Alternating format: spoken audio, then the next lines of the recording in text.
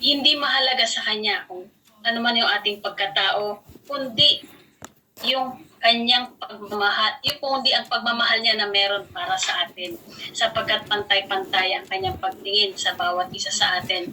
Katulad ng sinabi nga sa Ebanghelyo na nagreklamo ang mga tinawag, bakit sila pantay-pantay ang bayad, na may nagtrabaho na ng mula umaga, and then yung mga nagtrabaho ng isang oras lang ay pantay lang ang kanyang binayad, dahil ganun ang ating Diyos. Sabi nga kanina, hindi tungkol sa trabaho, hindi tungkol sa labor, tungkol sa yung parable, kundi yung pagtingin sa atin ng Diyos na tayo ay pantay-pantay. Sabi nga sa isang kanta, ang Diyos natin ay di namimili, di nagtatangi. Pantay-pantay ang kanyang pagtingin. Sapagkat lahat tayo na kanyang tinawag, lahat tayo na kanyang anak ay nais niyang mailigtas. At kahalintulad din po ito ng ating binasa ng gospel noong linggo na doon sa babae na medyo iano ko lang na, di ba, siya ay isang hentil. At ang sabi ng Diyos nga ay ang mga hentil ay ang pagliligtas ay para lamang sa mga Hudyo, subalit dahil sa pananampalataya ng babaeng hentil, siya ay naligtas. Ganon din po tayo, na kung tayo manampalataya maglingkod sa ating Diyos, tiyak na ang kaligtasan ay ating makakamtan. At lagi nating tatandaan na sa ating paglingkod o sa gawain at sa kanyang ubasan, hindi siya namimili doon sa nahuhuli, doon sa nauuna.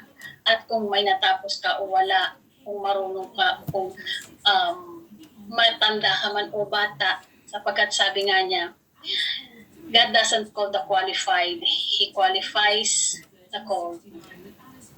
Ang mga tinawag ng Diyos ay hindi ang mga karapat-dapat, kundi minarapat niya ang kanyang mga tinawag. Kaya kahit sino man sa atin ay pwedeng niyang tawagin pwedeng maglingkod sa ubasan. Kahit pa ito ay bago lang o kahit pa ito ay matagal na, sapagkat ito po kasing itong nahuli nito, bakit? Ang nahuli ay nauna at ang nauna ay nahuli. Ito po sa aking karanasan dito sa Roma.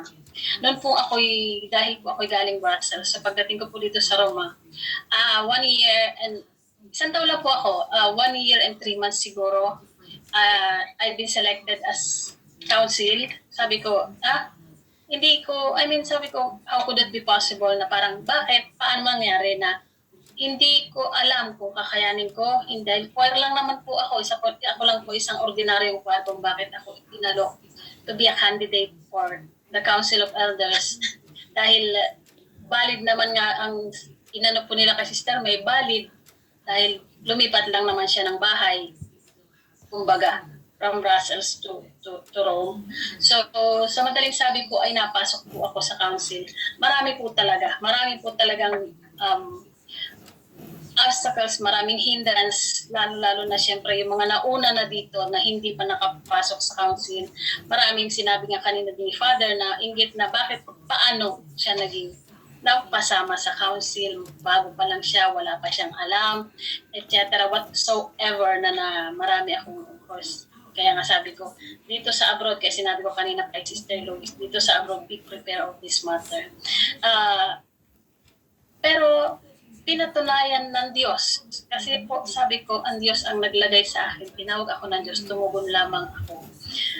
Si Lord ang naglagay sa akin sa kinalalagyan ko. At siya yung nagbigay sa akin ng karunungan. So, kasi wala naman talaga akong alam tungkol sa management. Wala naman talaga akong alam ano bang ginagawa sa loob ng council. Basta alam ko lang humawak ng mikropono. Tapos, at then, purihin ng Diyos. Salamat po sa Diyos dahil sa akin pong, pero ang pinaka-key para po maging ganap na ako'y makapaglingkod ng naayon at bigyan ako ng karunungan, kailangan ko po talagang, meron akong kailangang isurrender, meron akong kailangang isuko. Yun ay yung aking karakter. Kasi yan ay talaga namang kung hanggat hindi ko alam ng Diyos kung sino ang pwede niyang gamitin. Pero bilang isang pinili at tinawag, kailangan kung ikaw ay meron pang makamundong ugali o makamundong hindi pwede. So yun talaga yung tinapyas ni Lord sa akin once and for all through pagtanggap at kababaang loob. Nung ginamit ko po iyon, nung hiningi ko kay Lord yung karunungan, the wisdom, knowledge, and understanding, and kababaang loob, ipinagkaloob niya po ang lahat ng bagay na iyon in that way po, na pinatunayan ni Lord na ang kanyang tinawag, ang kanyang itinalaga ay naging karapat-dapat na mamuno at manguna dito sa dito sa Roma. At akin pong ibinabalik ang lahat ng papuri sa ating Diyos sapagkat hindi ko rin po akalain na ipagsisigawan ito nung nag-share sa Luneta na taga Roma. Lahat po ng papuri ay aking ibinabalik. Hindi ko po alam kung ito po ay narinig ninyo yung share niya ng taga Roma na yun nga po, 6 kaming council pero 2 lang kaming binanggit niya na namumuno dito sa Roma.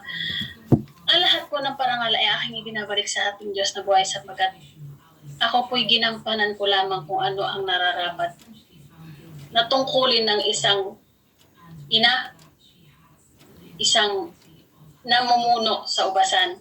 Kaya tayo po, pag binigyan tayo ng pagkakataon ng Diyos, lalo na po, just give our best na maraming obstacles, maraming hindrances. But by God's grace, talagang lahat ay mapagtatagumpayan. Lahat tayo gustong iligtas ng Diyos. Lahat tayo pantay-pantay ang kanyang pagpapin. Kahit pa nauna pa tayo sa lahat sa gawain niya, kahit pa nung isang araw lang tayo pumasok sa kanyang gawain. Kapag tayo tinawag at ginamit ng Diyos, siya yun.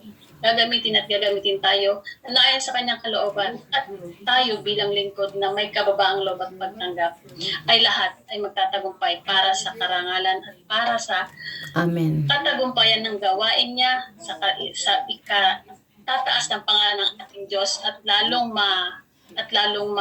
maging ma-inspire ang mga taong nakakapakinig, nakakakita sa ating mga ginagawa. Sapagkat minsan kadalasan din ay kinatitisuran, yun ang